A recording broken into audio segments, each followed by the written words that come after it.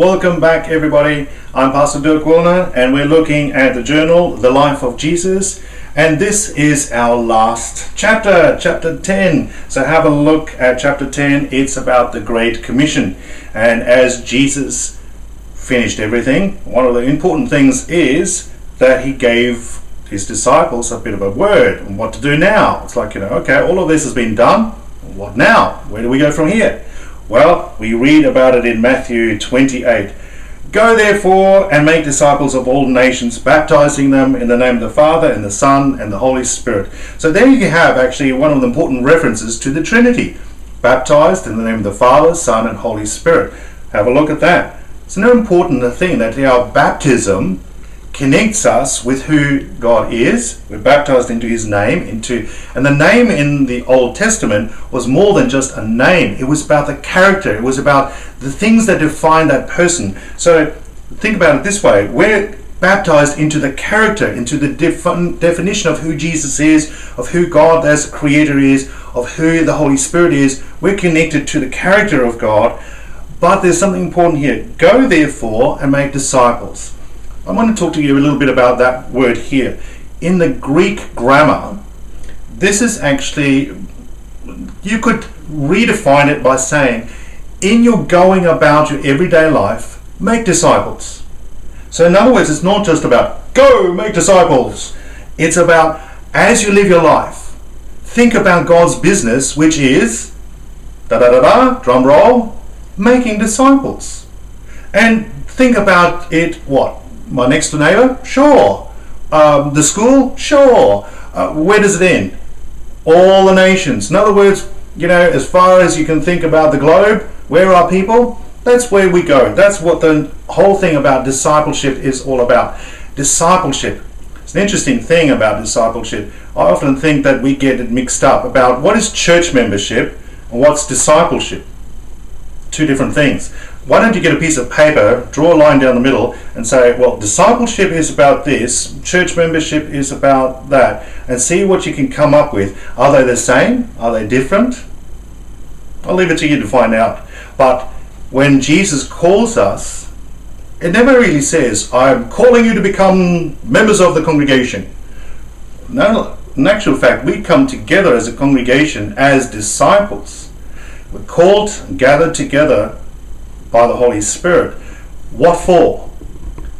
To be sent out by God's blessings into the world around us. So we gather together to be ministered to by God through word and the sacraments, baptism, Holy Communion, and he speaks to us. He does something important in that worship service by meeting with us and sharing with us. But it doesn't stay there. It's not just a happy, holy huddle that we all get together and, we're a fun crowd and then we'll just be zip as we kind of move out from here, kind of like say nothing. No. We're actually sent out into the world. Wherever we go, back home, back at school, back at work, wherever, we're sent with the idea of, as you go about your everyday business, think about God's business, making disciples. What is a disciple? That's actually an important thing for us to have a look at, because it's the role description then of what is it that Jesus came to do. As you turn over the page after reading it over here, you'll see that there's something very important about that, the Great Commission. A couple of references for you to have a look at. One that's not there is, for instance, when Jesus rose from the dead and he met with his disciples, he said, receive the Holy Spirit, and breathed on them and said, as the Father sent me, now I send you. We're the sent people of God. That's a good definition of what the church is, the sent people of God. When we are sent, we're sent into real life. The stuff that you're reading about on this page here is about a guy called Dietrich Bonhoeffer. Now, it doesn't say too much about it. That's why I would like to challenge you. Go and Google that. Go back onto your computer and have a look at Dietrich Bonhoeffer, about his life, about what he stood for, why did he become so famous, because it's not just about Martin Luther, who was very important about the church. There are many other people all the way through who stood up for their faith and what it meant for them. Dietrich Bonhoeffer is one of those who stood up for their faith during the time of Hitler. You might know of others who stand up for their faith. At the moment, you think about the Middle East, how many people are having to stand up for their faith and be counted or be beheaded? It's a pretty messy place at the moment. So have a read of this, have a look at all of the important parts over here, and then you start to realize that when we finish this life of Jesus, we live the life of Jesus. We get something that Jesus has given to us, and he sends us out to the world around us to be like Jesus. That's why we're called Christians. We are like Christ. So what does it mean to be Christ-like? And there you have that difference between church membership or discipleship.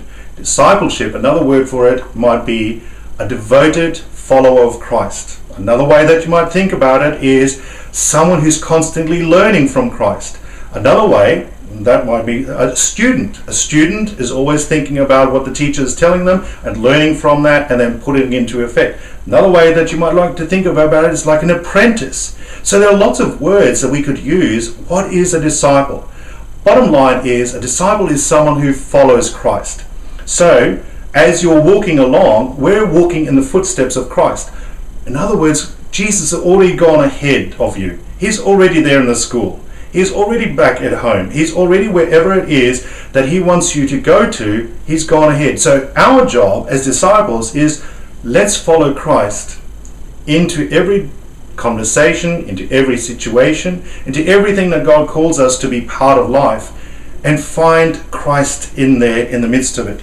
That's why I like the ending of all of this. After you've done your Faith 5 and you go through all of the quiz, there's something very important at the end of it here, is the mark of a great church is not its seating capacity, it's its sending capacity. In other words, this is again the point that is made, is that in actual fact our role as church is to be out there. Not in the little holy huddle tucked away like a monk, but no, going out into real life. That's where faith begins to matter. Jesus didn't shy away from getting involved in our life. Now he's basically saying, now you, go and get involved in the people around you. Make something happen. Do something great. Expect God to be there, even to have already gone ahead to prepare something. I don't have to worry about what am I going to say, what am I going to do. If you go with God, if Jesus is with you, he'll already put the thoughts into your head about all the good things you can do for someone else, all the good things you can say for someone else. Making a difference, because God has made that difference to you, is actually what a discipleship is all about. So have fun being disciples. This is the end of our first one. You can also email me after you've looked at all of those sessions and thinking about another questions. Always happy to reply. So this is the end of our first one. Stay tuned for the next one to follow.